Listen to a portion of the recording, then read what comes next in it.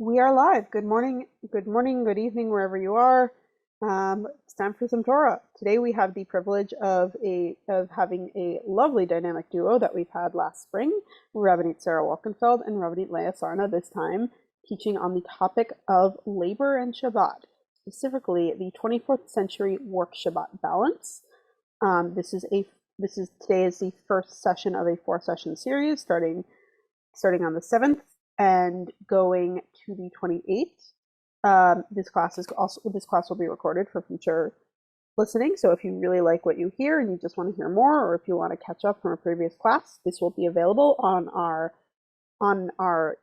Facebook Live almost as soon as class ends, as well as in our audio library, along with many of Adrisha's other classes.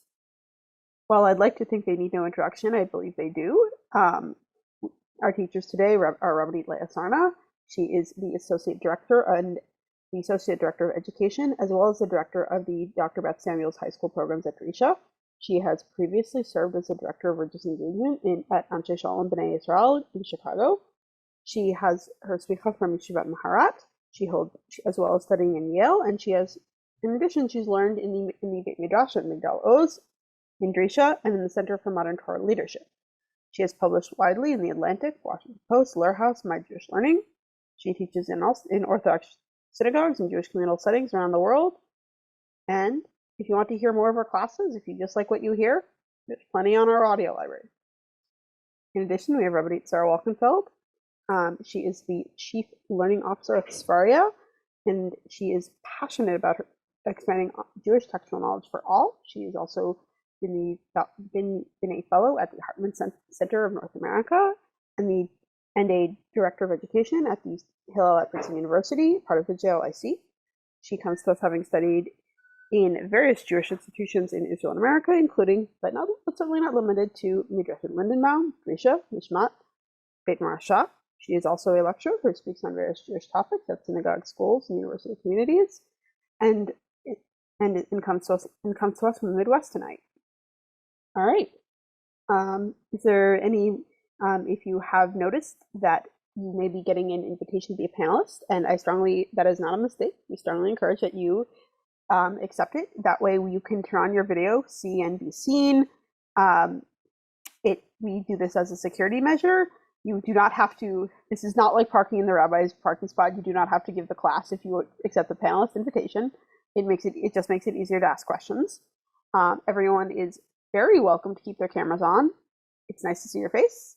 All I ask is if you are not speaking or asking a question, please mute yourself.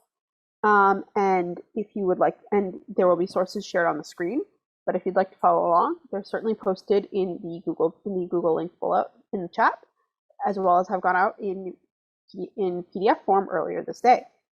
If you are tuning in from Facebook as well, please do ask questions. We will be monitoring the chat in both Zoom and Facebook Live. So, and with that, Rabbanit Sarna, Rabbanit Wolkenfeld, good evening. Amazing. Hi, everyone. Good to see some of the faces here and some of the names in the list, even if we can't see our faces, but we would love to. So just wanted to kind of let you know how Rabbanit Walkenfeld and I like to run our Zoom classes together. So people should definitely turn on their videos. We love to see your faces, but do keep muted. We will have opportunities for questions. We have planned in breaks as we go through the sources for Q&A. So there'll be times when we'll be sharing a screen and then times where we stop sharing a screen for there to be some questions. And at that point, you can either put questions into the chat or you can raise a hand and unmute. And then we will have an opportunity to even hear your voices, which would be so fun. The way it's going to work is that we're going to trade off presenting sources. The person who's not presenting sources at that point in time is going to both be, the person who's not teaching at that point in time is going to both be minding the chat. So if you have a quick clarification question while, let's say, Rabbanit Walkenfeld is teaching, I'll be watching the chat and I can clarify it for you.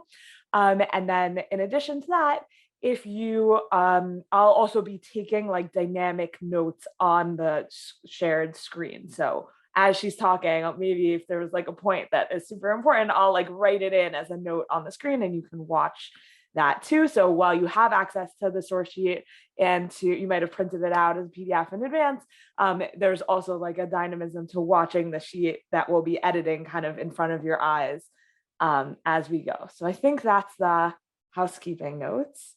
And I'll transition now just by way of introduction to sort of what is the premise of this class. So Drisha is in the middle of or we're kicking off a semester all about work and all about like what does work even look like in the 21st century, Jewish sources on what work should look like, the week, Shabbat, all of that kind of good stuff.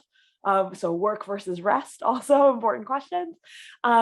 And what we're interested in specifically is when we think about the prohibited labors on Shabbat, so many of them are labors that you and I do not do in our like non-agrarian professional lives. Like, I don't know when the last time I winnowed was, but the answer might be never. And so what does that mean when I think of,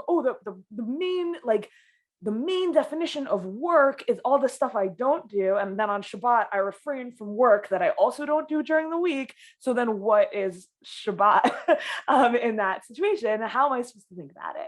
So that's kind of the energizing question of this class. And today we're going to be looking at one of the we're going to have 3 classes that are case studies in like areas of Hilchot Shabbat that maybe there's actually halacha around something that touches on the work that we actually do. And it's sort of, our feeling is like these areas of halacha are kind of like understudied when compared to like, can I plow my field? And that really maybe it should be the other way, and that this is what we should be studying when we learn Hilchot Shabbat. And then the 4th class is going to be a class about it's going to be more of like a theoretical take of like when we think about Shabbat in general, tying in these 3 case studies to maybe like a grander scheme of how we think about prohibited work on Shabbat. So that's just like where we're going. And today in particular, we're going to be talking about a question about reading. So there's actually lots of halachic material that we're going to look at today about a topic called Shtarei Hedyot, which I'm going to leave as of yet undefined, because we're going to see Tosfot with a whole debate about what it means and whatever, and we'll see it inside in the Talmud, but it's maybe we can translate it as like documents. Let's leave it as documents for now. And really like a prohibition on reading those documents on Shabbat that originates in the Torah and the Talmud. And what's so exciting about it is that I don't know about you, but I spend the vast majority of my work hours reading, like whether I'm reading emails or whether I'm reading websites or whether I'm researching something or whether I'm maybe like writing something, but that also involves reading. So much of my workday is reading. And then like, oh, it's Shabbos. Now I finally have time to read.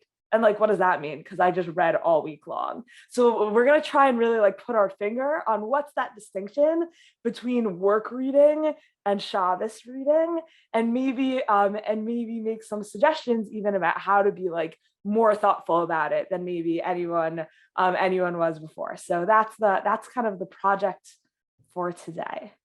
And with that, I think I'm going to turn it over to Rabbanit Wolkenfeld, and I'm going to share my screen so that you can watch as I take notes on the things that she's going to say. Awesome. Thanks, Rabbanit Sarna, for that intro. I will just say maybe one more word of introduction, which is that you heard a little bit about us. We don't necessarily know all of you, but you also got to hear, in addition to Rabbanit Sarna's like official bio, you also got to hear about what she does most frequently as part of her work.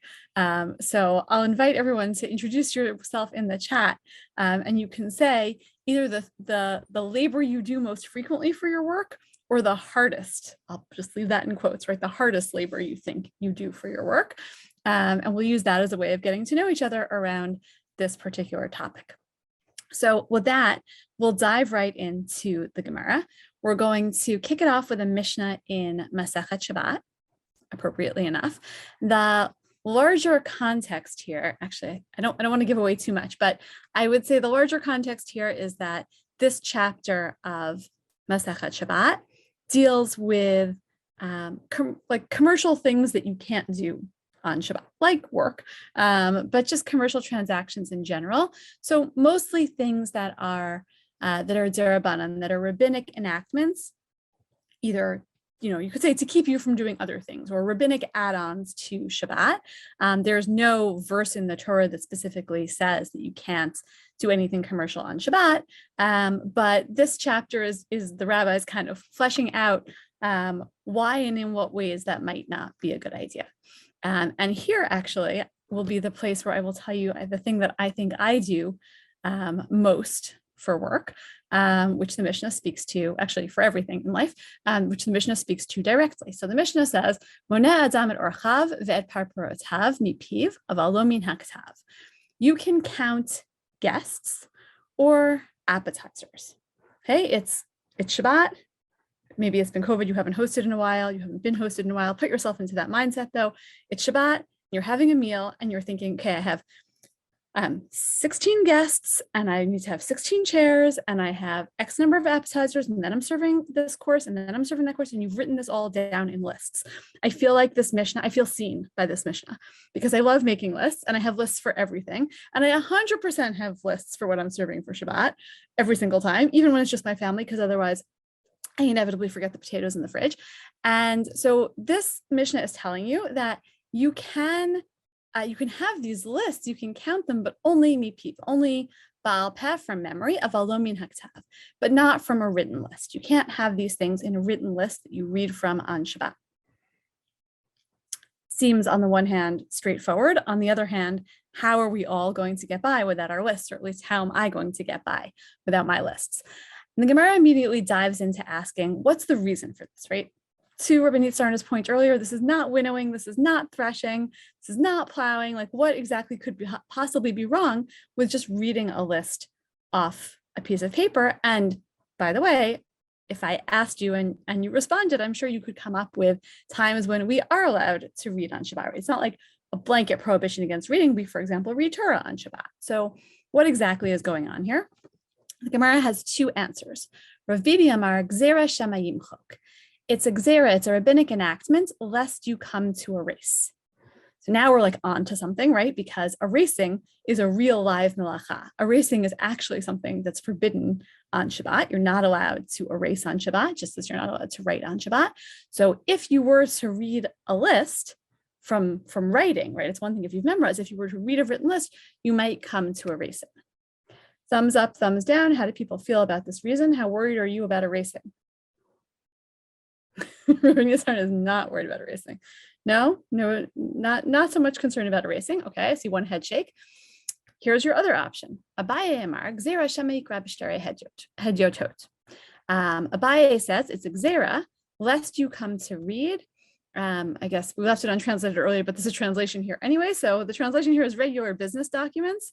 Right, so just, yeah, right, Shtar Hedyot means that it's not, you don't need a degree to read it, like you don't need to be a CPA, but it's like your average business document that any business owner, business worker would be able to have and read. So the concern is, again, this sort of commercial activity that you might accidentally, just to play this out, right, what you have two pieces of paper on your dining room table. One is a list of all the guests, and the other is like a summary of your bank account, right? Like, transactions, whatever. And you might pick up the wrong one, or you might think it's okay to read one because you can read the other. So we're just going to blanket forbid it.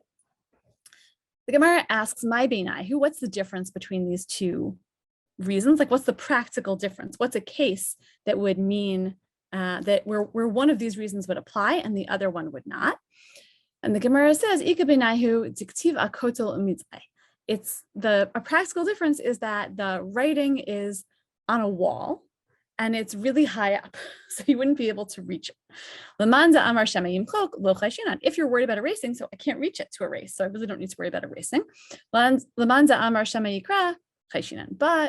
you still might come to accidentally read the business documents. Now, again, I could ask you like thumbs up, thumbs down, right? How likely do you think it is that because you're reading a list off a wall, you're going to come to read a business document? So the Gemara is also like not actually so sure about this. And there's a lot more in the Gemara here that we're skipping over for time constraints, but may I recommend Sefaria as a place where you could go to read the rest of the Gemara, should you choose to do that. But essentially the Gemara keeps coming back to this tension between the two reasons, right? On the one hand, lest you come to erase. On the other hand, lest you come to read regular business documents. How many cases can we fit in between those, right? Like, are there really cases where only one would be a concern and not the other? And do we need to knock out both concerns in order to say that reading is permitted? And the Gemara adds one postscript here, one additional piece of information that's going to be useful to us going forward. Tanu Rabbanan. If you have writing that's under a picture or under a like a sculpture or something like that, you can't read that on Shabbat. In my mind, I'm calling these captions, but maybe someone knows a better word. Like when you go to a museum and there's like, you think captions, just feel like there should be a fancier word for it, because captions are like on a foot. I guess it could be a caption, right? It's the like little plaque that's on the wall next to the picture when you go to the museum. It's like the explanation of it. That's how I'm picturing this. So that also you cannot read on Shabbat, presumably because of one or both of these reasons.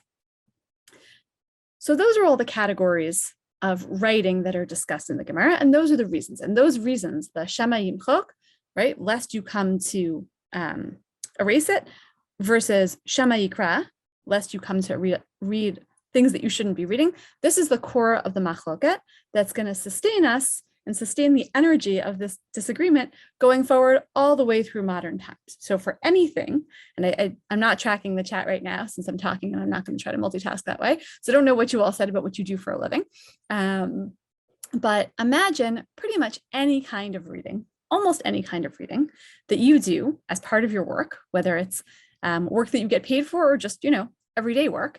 Pretty much anything that you could think of kind of gets incorporated under one of those two concerns. Either you might swap it out for something or you might erase it. Most categories are covered, and you can really see this in the Shulchan Aruch, which I'm not going to read all of, but I am going to summarize a little bit, that Rav Yosef Karo goes through, and like, again, almost every kind of writing you can imagine is somehow covered in these prohibitions. So he starts easy with the Mishnah, Zimen Orchim v'hechin lehem minei megadim, right? You invited guests and you prepared all sorts of delicious dishes for them. V'katav bichtav kama zimen v'kama megadim hechin. You made your list. How many people did you invite? And how many dishes did you prepare? So asur likro to b'Shabbat. You can't read any of that on Shabbat, even if it's written on a really high wall. So he's got that covered. So you still can't read it on Shabbat. Because you might come to read Shtarei Hedyotot, you might come to read these forbidden documents. And the Rama, the Ashkenazi gloss on the Shulchan Aruch, adds that you can't even read it with your mind, is the translation here. I don't like read it like the way most people read nowadays, I think, like quietly, right? Unless you're reading to a small child. You can't even read it silently to yourself. And he goes on from there to all of these other categories of forbidden writing. So you can't read it even if it's carved. You can't read it. You for sure can't read Shtarei Hedyotot. You for sure can't read actual, business documents, right? Things that actually have some kind of commercial value. I'm going on to the next page, I think, unless you're still taking notes there. Yeah. Right. So Shtarei Hedyotot. So that's a problem. You can't read those on Shabbat for sure. You can maybe read a letter, like wrote be'igeret hashaloach lo. You can maybe read a letter that was sent to you if you don't know what's in it. But you still shouldn't read it out loud. You can just read it, to yourself. If there's a wall or a curtain, something drawn on it again, and the little like caption underneath it, still can't read it on Shabbat, and on and on and on, right? All these different things that you can't read on Shabbat. And then maybe the more relevant category for us, books, all kind of books, militzot, mashalim, all different kinds of secular books. You can't read those on Shabbat by the way, the Shulchan Aruch wants you to know, you can't read those anytime because those are just a waste of time anyway. So no novels per the Shulchan Aruch. That Rabbanit Sarna can teach that class for Drisha a different time. But really no like idle reading on Shabbat. And for the punchline, the last piece we have here from the Shulchan Aruch, Asur lilmod b'Shabbat v'Yom Tov, zulat b'divrei Torah. You really can only learn Torah on Shabbat and Yom Tov. Va'afilu b'sifrei chachamot asur. Even like real books, like serious books, not frivolous, but just not Jewish. Can't read those either. And maybe some people would allow it, but basically you should really be careful what you read on Shabbat. And I already see the comments coming in, right? And you're right, you're all right. This doesn't leave you a whole lot to read on Shabbat. I mentioned before, we read Torah on Shabbat. It's like, that's good. If you go to a congregation or you sit at home and you read Torah or you hear Torah read, good job, says the Shulchan Aruch. Pretty much anything else that you could pick up to read, more or less not, right? It's more or less just Torah. Right, you go to shul, you take a nap, you can learn Torah, you can go to the Beit Midrash, that's about it. It doesn't leave you very much else. But I want to give you a little bit of hope for some reading and qualify this a little bit with a paragraph from an essay that Rabbanit Sarna and I read by Rabbi Eitzam Henkin, who was tragically killed a few years ago. He was the son of Rav Henkin and Rabbanit Henkin from Nishmat. Some of you studied some of their Torah at some point. And he wrote this really amazing article about this topic. And I think that for me in particular, one of the most interesting parts about this article is how he really thinks about the developments of technology in relation to this topic. We can do a little pop quiz. Anyone know when the printing press was invented? Can put it in the chat. How many years do you think passed between when the printing press was invented and when the Shulchan Aruch was written? Yeah, I see some good guesses. So Shulchan Aruch, so the printing press is the 1440s. And some of these later guesses are closer to the time of the Shulchan Aruch. It's maybe 120 years or so between when the printing press is invented, really becomes a thing, and when the Shulchan Aruch was printed, which is to say that pretty much this covers, the Shulchan Aruch covered almost every single kind of written material that was available in the days of Chazal for sure, and even probably mostly in the days of the Shulchan Aruch himself. There just wasn't a lot of printed material around, wasn't a lot of written material because everything that was written would have had to be handwritten, very little print. And Rabbi Eitzam Henkin makes that point. And he says, like, this covers pretty much everything, but nowadays we have a lot more print. And he gives examples. He says, and I'm sort of skipping to the middle of the paragraph, B'chol makom uv'chol pina mitzuyim kruzim upashkavilim. Everywhere you go nowadays, there's the written word. You can't get away from it. He says, Bilti ashari lehim elepikriyatam. There's announcements, and there's, what's the English for pashkavilim? There's those like paper things that are hung up on the walls outside in Jerusalem. And there's what? Yeah, there's signs and there's advertisements and there's street signs, and right, we just have tons and tons of printed material, not to mention children's books, which presumably at some point were not a thing. And there's pictures, and there's just so much print material in our world. Rabbi Henkin says you can't get away from it, basically. And that's his bottom line here. Rov kechol hadvarim halalu lefi ha'oleh lichora mehalacha hapsuka b'Shulchan Aruch harehem asurim b'kriya b'Shabbat. If you take the Shulchan Aruch at his word, all of this is completely forbidden, and yet the chances of us getting away from all of it on Shabbat are really, really, really low. And so we're going to have to come to an understanding of how the changes in technology around print and around all this written material are going to impact the way that we understand all of these halachot. Pausing for questions, and then I will turn it over to Rabbanit Sarna. We got a lot of questions in the chat that are like questions we should save until the end. they're like, can I read my schoolwork on Shabbos? We just like haven't quite gotten there yet. So give us a chance. Okay. Any last urgent questions? And then we can go on. Oh, I love the answers to what we do on Shabbat or what we do for work or all the above. Oh, we got a great question earlier of if the concern is Shtari Hadyu, then wouldn't things that are like, well, the heart of the concern is Shtari Hadyu, and so we don't want you to read this in case you'll come to Shtari Hadyu, isn't that Gzera L'Gzera? That was a question that came up. Yeah, that is a good, I don't know if we want to answer that now, but it is a good question. It is definitely a concern that comes up here in a lot of the sources that we looked at. Like you sort of have to say, you have to wind up saying that this is the Gzera, right? That the Gzera is don't read things on Shabbat. And we haven't really introduced this terminology yet, though it's about to come up, that the overall idea of how do we want to say this, right? The words that are often used to kind of steer us away from weekday things on Shabbat are that you can't like do your normal stuff and talk in your normal way on Shabbat, a pasuk from Yeshayahu. And so the idea is that we're directly interpreting daber davar. What does it mean to not, or we're interpreting that whole phrase, maybe what does it mean to not do those things? Maybe what it means is to not read things that are unrelated to Shabbat, of which Shtar Hedyot is like the paradigmatic example, but other things are sort of like in a broader category. I think that's as much as I would say without giving away some of the stuff that you're about to do, Rabbanit Sarna.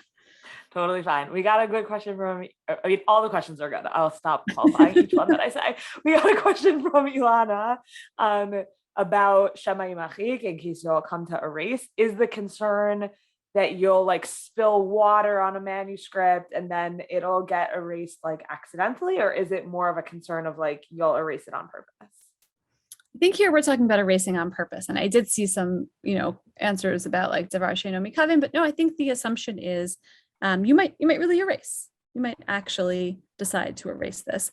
The way I might, probably not, but like in theory, if I were writing a list during the week, I might decide, nope, I had 5 dishes I was going to make and I changed my mind and I'm only making 4.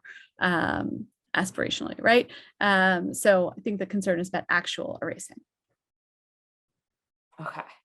I think we should keep going. Also, Sarah, I think we messed up last time. I think it was that the reader shared their screen. I know. The I was other person took comments. All right. So I'm going to share my screen again, but this time I'm going to read. And your comments will appear on the screen that I'm sharing. And that will be easier for everyone. And you won't have to watch all my typos as they appear and get erased. Okay, so we're going to keep going. Now we're done. We're diving into the Middle Ages, into the Rishonim. So we're starting with the Rambam on Hilchot Shabbat. And when Rabbanit Wolkenfeld read the Gemara and the Shulchan Aruch, she laid it out of like, well, is the concern both? Like, meaning sometimes when there's like, oh, you can't make your list of guests, and the concern is either because you'll come to erase or because you'll come to read these documents. So often the move then is, well, yes, both of those are the concerns. But what we're going to see is actually that in the Rishonim, in the medieval commentators, that's not exactly how it shakes out. And it does actually seem like the medieval commentators take sides in this debate. So first we'll see the Rambam, and there's debates actually about how to read the Rambam, but we're going to read it. We're going to read it in one way, and you'll see why it's complicated.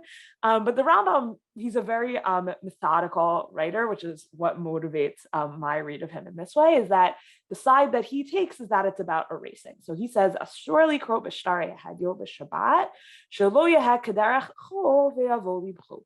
So you're not allowed to read ordinary business documents on Shabbat, because once you're reading those documents, you'll interact, you'll engage with those documents the way you engage with them on a weekday, and that will bring you to erasing. So to Ilana's question from before of like, oh, is it you'll accidentally spill water? Like, no, here you see the Rambam saying it's not an accident. You're going to forget, or if there's an accident, the accident is that you forgot that it's Shabbos. And you're going to, because you're engaging with like a non-Shabbostic item, you're going to engage with it in the normal way that you would, which would cause you to do a Torah prohibited activity of erasing, right? And erasing is one of the 39 prohibited activities on Shabbat. So then he brings down our rules. So monad on parporotav, you're allowed to count your appetizers and your guests, but you have to do it from memory and not from writing, so that you won't come to read your regular or ordinary document, which you might then erase. And he brings all the other rules that we saw other places, both in the Gemara and the Shulchan Aruch. And then he adds in this other thing, which we saw in the Shulchan Aruch, but I think actually the Rambam brings it again, and it's always this kind of orienting part of the conversation about reading on Shabbat is that, okay, like here's the prohibited activity, here's the prohibited Shabbat activity that we're worried about, but there's this other piece of if you're reading this stuff, then what are you not spending your Shabbos doing, right? Like Shabbos is this limited like 25 hours in time, and you're not only like not supposed to do these prohibited activities, you're also, yes, supposed to spend that time in a very particular way. And so here's what the Rambam has to say about that. Even to read Ktuvim, even to read Tehillim or Megillat Ruth or Eov or something on Shabbos, at the time when you're supposed to be in the Beit HaMidrash, at the time when you're supposed to be in the study hall learning Torah with other people, that is prohibited. Even that kind of reading is prohibited, right? Even a third of Tanakh, you're not allowed to read on Shabbos if it's at the wrong time when you're supposed to be doing something else. Gzeira mishum bitul Beit HaMidrash, because the concern is that you won't go to the Beit HaMidrash, you won't be participating in this communal Torah learning activity that is essential to what happens on Shabbos in the eyes of the Rambam. His concern is exactly that there'll be a pandemic and the following will happen. That because if you are reading Tehillim at home, you won't then, and then everyone will just be sitting in their own home, reading their own thing, and they won't go to the Beit HaMidrash, which is what, according to the Rambam, you're supposed to spend your Shabbos doing. So it's both. So in the debate of, if you think it's a debate between what's the problem with reading documents, it seems like Rambam is on the side of the problem is that you'll come to erase it. But then he has this other side of like, and by the way, the other piece about reading is that there's stuff you're supposed to be doing on Shabbos, and is your reading getting in the way of you doing that stuff? Okay, so that's the Rambam. Tosfot takes it in a different direction. So the first piece of the Tosfot here is he has kind of he lays out some different positions about like what is Shtarei Hedyot. So as I mentioned, I wanted to like not I wanted to not define it so that we could get to this Tosfot, but we couldn't get this far without kind of using language for it. So he says that Rashi translates Shtarei Hedyot. Rashi translates these words, Pirish B'Kuntris, Igarot, which is to mean letters. And then Tosfot go on to say, hold on, but people read letters on Shabbos, and actually, right, the tema de nagua olam likrot bechtav veigarut hashluchim makom makom ulataltalan, and not people read them, people carry them, so they're also not mukta vadai share, and it's for sure permitted to read letters on Shabbos, so it can't be that Shtarei Hedyot are letters, says the Tosfot. And so then he suggests an alternative definition of Shtarei Hedyot. The Re suggests Delo kari Shtarei Hedyot ela Shtarei Chovot ukiyotze behen. It's business documents. It's documents that outline debts. Aval igarot shari, but letters are for sure permitted. And why are they permitted? Depamim sheyish behen pikuach nefesh. So this is our introduction to like some kinds of maybe like non-Torah learning reading would be permitted. So what's our always permitted category on Shabbat is if something could put you in a life-threatening situation. So maybe you're going to read a letter and it's going to have important, urgent information that would enable you to save a life. And then he says, matir. So matir Rabbeinu Tam. Even if you know that there's no pikuach nefesh in the letter, Rabbeinu Tam still permits you to read it on Shabbat. So all of a sudden, right, we saw Shulchan Aruch is like, anything that you have that has words on it, you can't read. And now all of a sudden it's like, oh no, letters, everyone reads letters. Who doesn't read letters? And he says, yeah, and letters are simply the lo have shtari hadyot. Letters are simply not part of shtari hadyot. And he says, okay, fine. I think we're gonna keep going in here.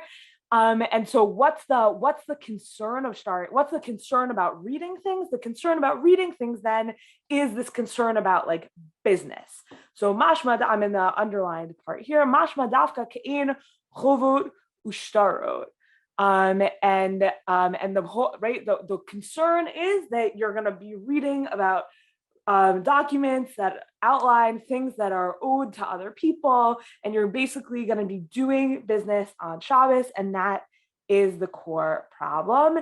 And the way that this gets extrapolated, but he doesn't exactly give this language to it, is exactly as Rabbanit Wolkenfeld said before, that the problem is that you'll be talking about inappropriate things on Shabbat, and that's the prohibition of daber davar, which is from Yeshayahu, as we already said, that on Shabbos you have to talk about Shabbos things and not talk about weekday things. And if you're reading a shtar hadyot, then you're going to be talking about weekday things.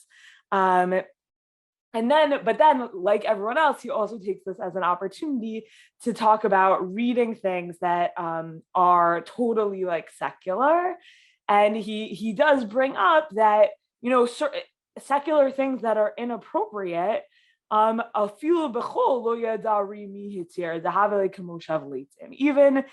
on a weekday, you're not supposed to read that stuff because it's like a total waste of time.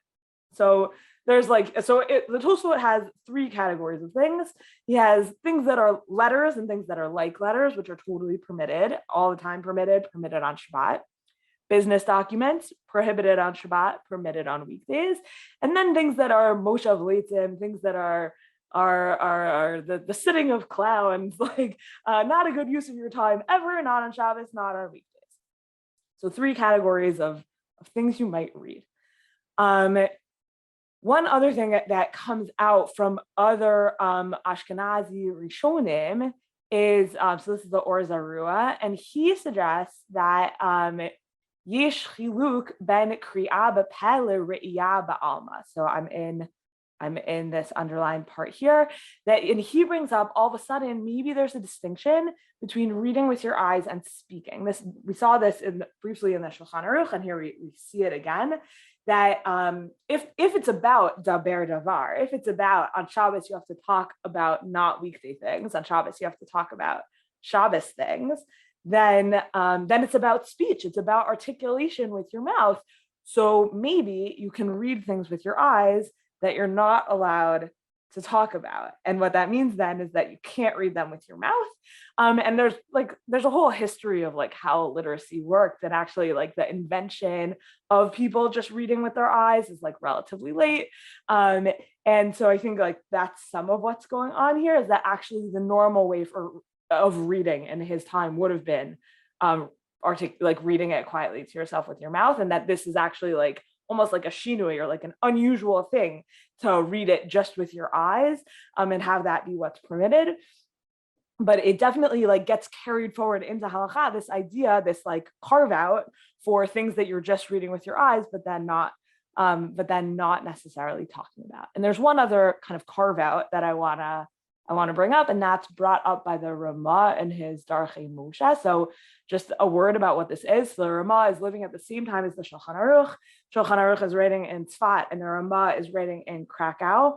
And just like the Shulchan Aruch, just like Rav Yosef Karo, before he wrote the Shulchan Aruch, wrote the Beit Yosef, which is his like much longer excursus on the halachic topic at hand. So the Ramah did the same thing, and the Ramah's longer excurses are called the Darchei Moshe. And there's two of them, which is whatever, for another time we can talk about the difference between the Darchei Moshe HaAruch and the Darchei Moshe HaKatzar. This is the shorter one. We'll leave it at that for now. But one of the things that he brings up is he has a carve out for reading things in Hebrew.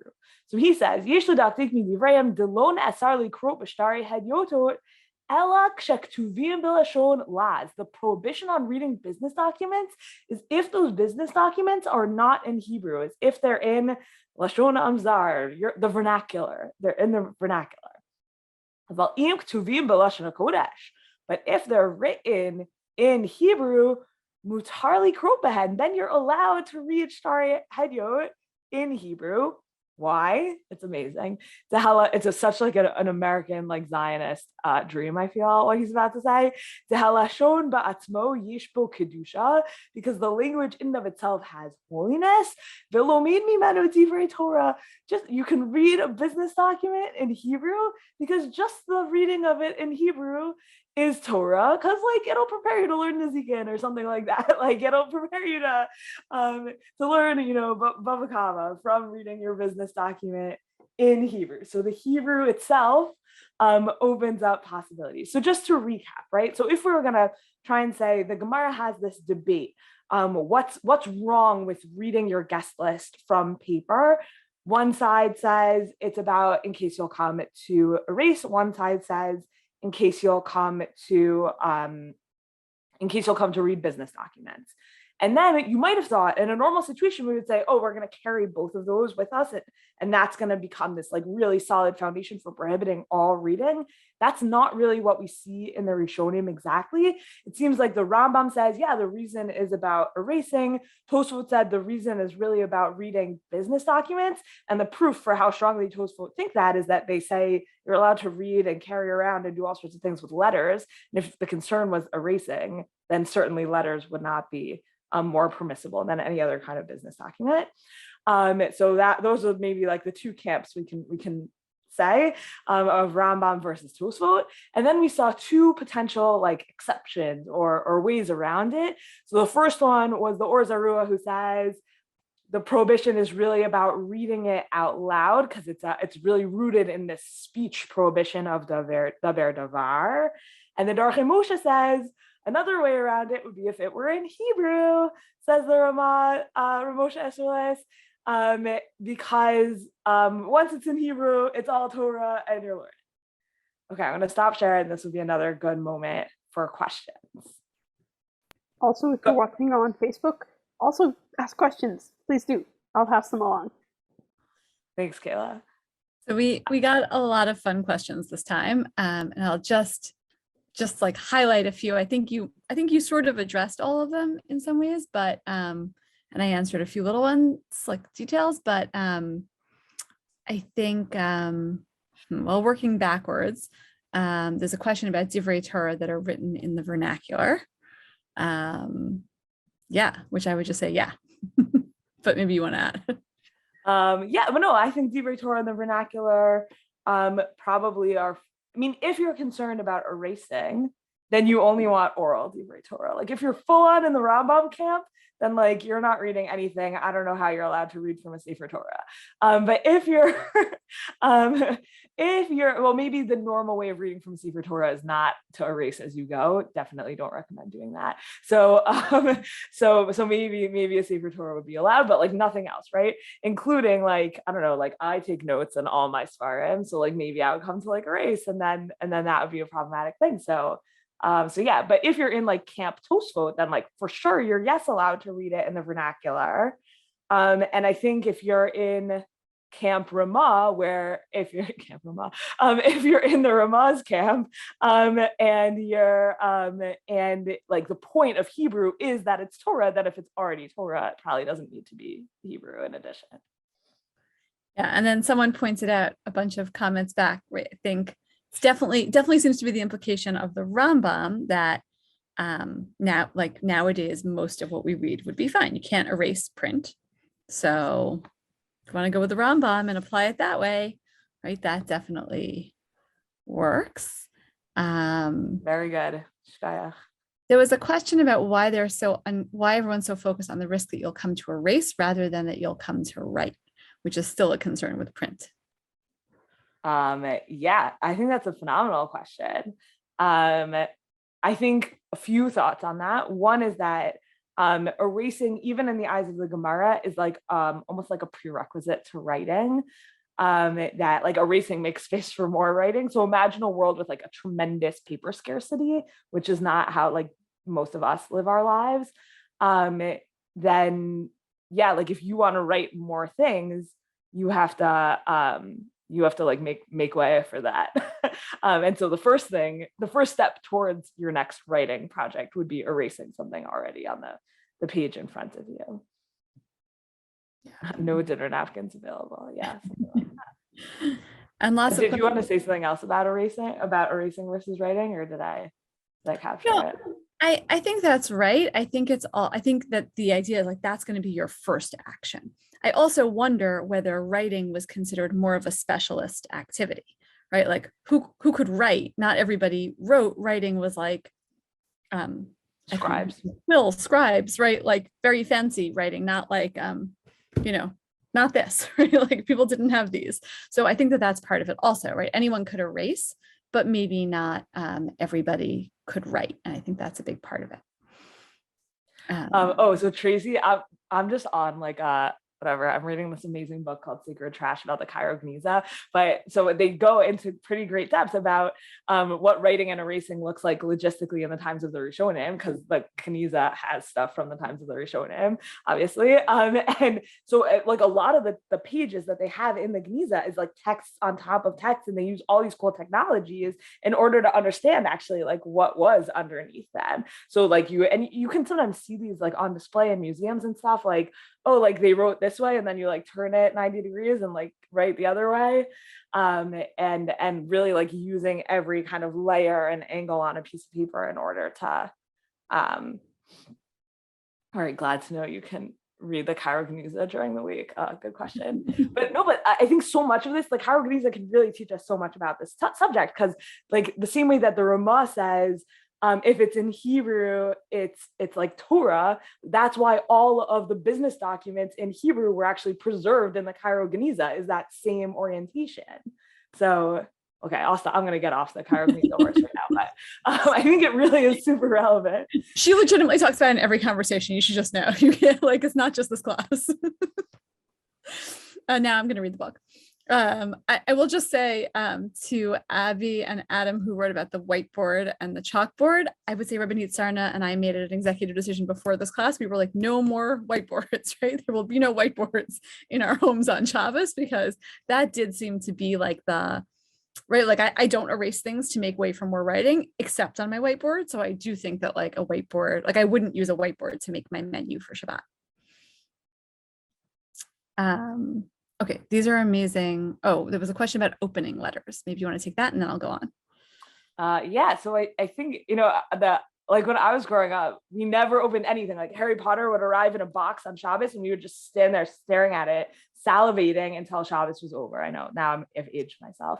And that is not necessarily what we actually needed to have done, because in order to unwrap something, you can just destroy it and then you're not like creating a new vessel or anything like that. So there probably is like reason to say that there is reason to maybe allow like opening things on Shabbat.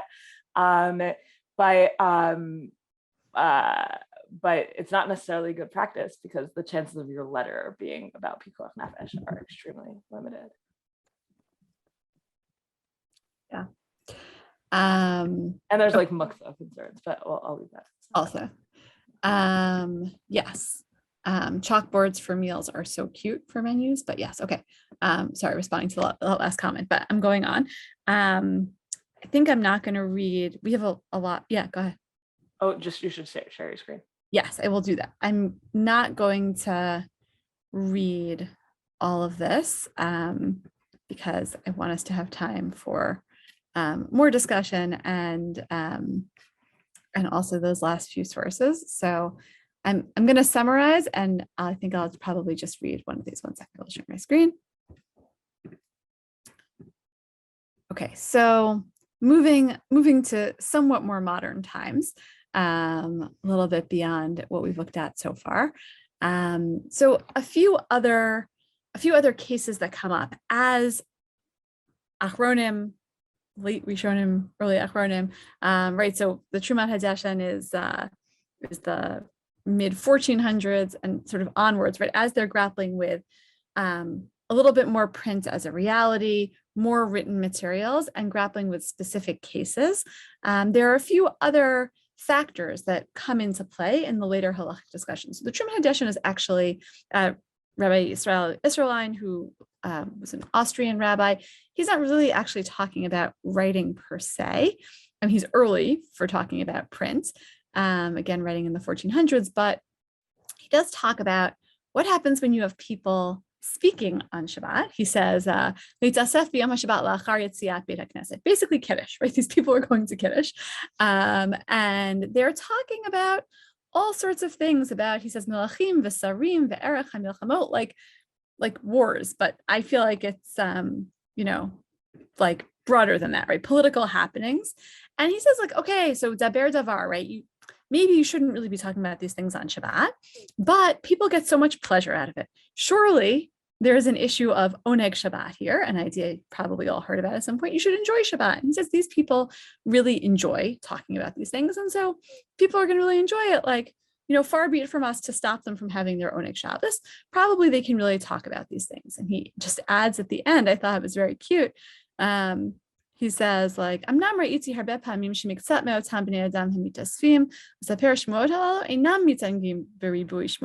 people who gather don't really enjoy it. Just peer pressure. So beware of peer pressure to get you to talk about things that you don't really enjoy on Shabbat. But if you really enjoy it, you could probably do it. And this then gets quoted in later sources.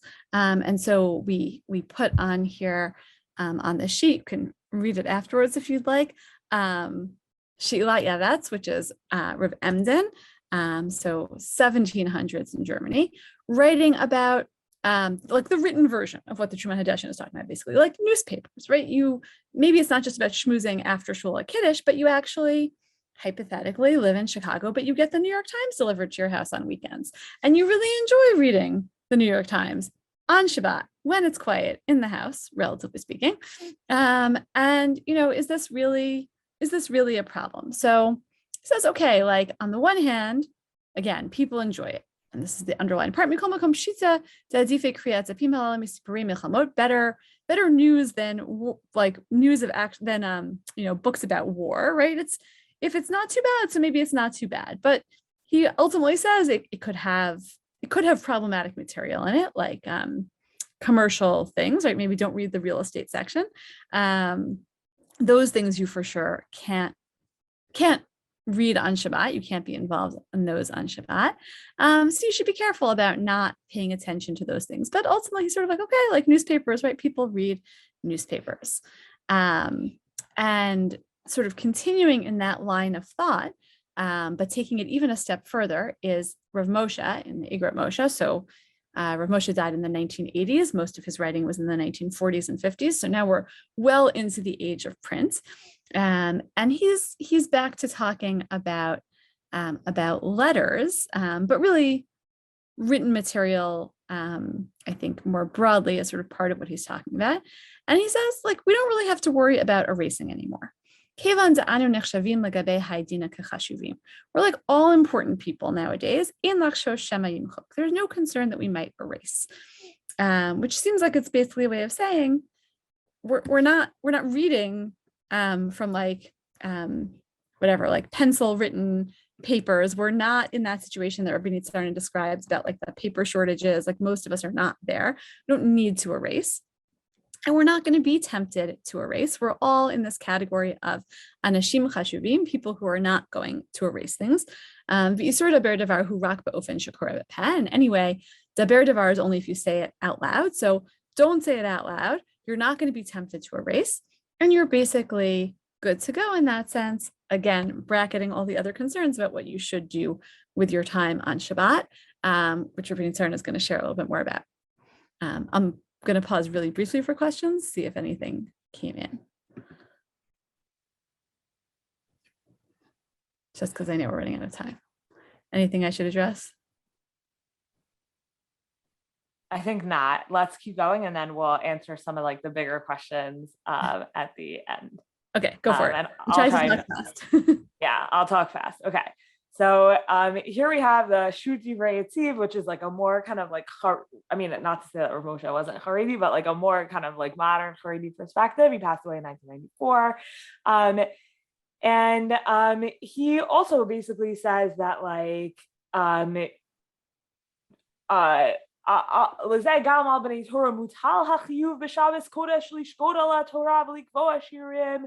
point of Shabbos is learning Torah. The Bnei Torah on Shabbos should be learning Torah on Shabbos. Like he basically like throws out the whole conversation and just says like, why are you reading anything that's not Torah on Shabbos? That's not what you do on Shabbos. The Penine Halacha, who's Rav Malamed, he's still alive. He's it felt important. He's a little bit like being attacked these days, so it felt good to bring him in. He has like a much more complicated read of what's appropriate and not appropriate to read on Shabbos. But I just underlined here the parts that are that give this sort of practical guidance about like what not to read, right? So he says, people who enjoy reading, one who enjoys reading reading like secular stories or novels may do so occasionally, as the sages did not forbid reading for pleasure on Shabbat. But anything that's going to cause you sadness or anxiety, you should avoid, maybe unless it has like some kind of Torah content, he says. And similarly, when you're reading the newspaper, you want to really be concerned, like, how is reading this going to make me feel? And if it's going to make me feel sad or worried, then I shouldn't read it on Shabbos, because Shabbos is a day for pleasure. And the whole reason why it's permitted in the first place is because it brings me pleasure. So if it's not, then actually, not only is it like bad to do on Shabbos, but maybe it's actually straightforwardly prohibited. And then in addition, things that give practical business and investment advice, advertisements for things that you might want to read or not read, those are all things that you should not read on Shabbos. And then at the end of the day, he acknowledges like this guidance is really difficult. It's really difficult to distinguish between what you should and shouldn't read. And so then his conclusion, which you don't necessarily need to adopt, of course, is that the main point of Shabbos is Torah study. Don't do things that distract you from that. So when can you read all this other stuff? Oh, it's while you're in the bathroom on Shabbos. That's where you can read your like non-disturbing news sources. And we did just want to leave you with like one final, maybe like framing text from the Shulchan Aruch and Mishnah Berurah. And this was Raquel, I think, had put this in the chat earlier of like, well, what am I allowed to like think about on Shabbos? So here's your text for that. Here, hora ve'iskav mutar. You're allowed to think about your business or like your job on Shabbos. Mikol makom mishum oneg Shabbat mitzvah shelo yachshov behem klal. But out of respect for oneg Shabbos, it's a mitzvah. And here by mitzvah, we mean like it's a good thing. It's a very confusing thing about rabbinic literature that mitzvah sometimes means you must and sometimes means it's a good thing. But here it means it's a good thing. It's a mitzvah not to ponder them at all. It should be in his eyes as if all of his work is done. I think Robert actually put something into the chat about that earlier, that like on Shabbos, you're just supposed to like, it's as if your work doesn't exist. And that's very much where the Shulchan Aruch says it's permitted, but ideally on Shabbat, you are existing in a world as if all your work is done. And the Mishnah Berurah says specifically, Mikol shekein im yeshlo al yedei hirhur tirdat halev v'da'aga. If thinking about your work is going to give you tirdat halev, if it's going to distress your heart or give you worries, yizaher b'zeh. You should be especially careful about it. And so with that, what I want to say is, and then we'll stick around for a few minutes, I think, to take some questions and finish up that way. But the way I want to round up is like, at the end of the day, there's a whole lot of literature about what literature you're allowed to read on Shabbat. Does it give exact guidance for what in your world you should or should not read? I think, Risha is not, it's a place where we love teaching text and a little bit less love telling people exactly what to do or what not to do. So you can ask your own kind of local authorities or whoever you normally ask about, the specifics of like, can I read this thing or that thing? But I definitely think a lot of these texts are dealing with how do I keep my work out of Shabbos? And so then there's this like, okay, well, maybe we're not going to talk about it, but I think this final idea is the one that I hope is the most helpful, of like being really thoughtful about how does thinking about my work or reading things that touch on my work make me feel on Shabbos. And if they make me feel stressed out, then, or if I'm doing them because I'm stressed out, which is already like not a Shabbos-like feeling, then maybe that's something I should be putting aside on Shabbos. Rabbanit Walkenfeld, do you have any final comments? Then we'll take some questions. Just Robert mentioned that like a problem with these pronouncements is that there's no allowance or respect for cultivating and following your sense of what Shabbos-dik, like one's own sense. And I think that what you said actually speaks to that. But what I would also say is that there's a lot of literature out there, and we didn't have time today to go into this, but there's a lot written. I'm sure you probably have all read articles about this, about I think they sometimes call it work creep, right? The way that work has sort of found its way into every part of our life. And so I think that this is actually encouraging us to pull back and think, wait, like, what's actually fun? And what do I just like, relatively speaking, is like the most fun part of my job, or like the least objectionable part of my job, right? And I think sort of pulling back and being like, this is what Shabbat is actually for. Maybe I kind of like reading this other thing, but does that really fall into the scope of what I think should be appropriate for Shabbat? I think that's a really interesting way to, I guess, cultivate your inner rabbi, but also really to think about Shabbat and to think about work as two distinct categories, which is part of the goal of this class. I'll take a few questions, I think.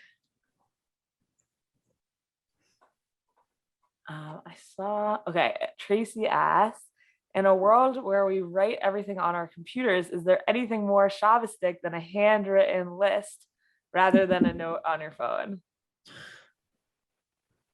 I think this one's for you. But I do think that in future classes, we're going to talk about like tracking. Yeah. So we can also decide to hold that question. I need that class because do you want to see my to-do list? I like writing my to-do lists by hand. Okay, this is my most recent to-do list. It is look at everybody's face. It is 100% in writing. It is 100% color coded. Don't tell me about all your getting things done systems. I know them all. I like this. Okay. So yeah, but I mean, I do think there's something kind of retro about it, and people tease me all the time on meetings because I work in a digital space and I like taking notes by hand. And that is the central irony of my life. But again, I think I think there is like a personal piece here. Like for me, handwritten notes are part of my work, and might have to think about that in a way where someone who only uses their phone and only uses digital written materials, whatever the right word for that is, might think about it differently. Okay, so Chelsea has asked this question a few times and I punted at the beginning. So I think we do have to come back to it. If a student wants to read a chapter on Shabbos, if they want to, right? I think emphasis here on the wants to, then are they good to go? So the Divrei Yitziv has, I only gave you a tiny fraction of what is a very long write-up, but part of what he writes about is Torah scholars, they learn Torah during the week, and then they're also supposed to learn Torah on Shabbos. Like, is that actually right? Or should they like spend Shabbos like doing other kinds of pleasant things, because then it's like what they're doing during the week? And he concludes like, no, Shabbos is for Torah. And so I wonder whether you could say something quite similar to like, this is what I enjoy doing during the week, and on Shabbos is for enjoyment, and so I enjoy doing it on Shabbos also. I think you could definitely say it like that, Chelsea. And then I think another way to say it would be to say, this is my work, my university pays me for it if I'm a doctoral student, let's say, and I'm trying to create like boundaries in my life so I don't. But I don't know that the halacha has like clear-cut guidance for you on that front. I don't know, Rabbanit Walkenfeld, do you have other thoughts? Yeah, I mean, I would just say again, I think that with this, especially that last source that you read, or the last two sources, what it really encourages us to do is think about not like what's the least objectionable part of the work that I do, right? What's the most enjoyable of the work things that I do? So I could do that on Shabbat, but really, like you said, carving out space and kind of relegating it. So I think, Alana, I don't know, but like if 1984 is something you would read anyway for pleasure, then I think that you could find outs in this literature. But I think maybe the point of 1984 is to distress you. That's the point. If it doesn't distress you, you're not reading it right. I was going to say that. I think 1984, you're not allowed to read on Shabbos. So I was going to say, like, as someone who like gave up in the middle, I think, right, it's like sad. But presumably there's some other books, that you could carve out and out for, but maybe you would say, as Rabbanit Sarna said, no, like it's just, even if I basically enjoy it, it's still part of my life that I would define as work. Right. So yeah, Chelsea says, I've definitely spent some Shabbos yelling at my grad school readings. Like, yeah, I feel like that's the time to put your grad school readings down. There is sad Torah also, just saying. Yeah. We saw a text that talked about being allowed to, the Pnei Halacha talks about if it's like sad stories about like anti-Semitism, historic anti-Semitism or whatever, then you're allowed to read that because it's Torah. Yeah. Right. Oh, that's what the Osip family was asking. You guys wrote it just as I said it, but yes, the Pnei Halacha thinks it's okay anyway. Also true. Yeah, you just have to think that Orwell is Torah. I'll leave that up to you, Ilana. Read about Whoopi Goldberg, right? Well, so that can be everyone's homework this week until we meet again. You can think about, what's the reading material you're considering on Shabbat. We don't want to hear about what you're thinking about reading in the bathroom, but what are you thinking about reading?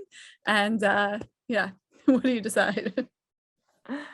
All right, I think we're gonna wrap up here. But definitely come back next week. This was so fun to learn with all of you guys. Kayla's gonna take us home. All right. Thank you everyone for joining us whether you're joining us on Facebook Live, on Zoom, or on the recording later. Rabbanit Wolkenfeld and Rabbanit Sara will be back next week, same time, 8 p.m. Eastern, on February 14th. So, this I think you should learn some Torah on that day, especially. And if you want to learn more with Drisha, we have another class starting this week on tomorrow night at 8 p.m. with Rabbi David Silver, called The Siddur, Prayer Book and Storybook on the Amidah.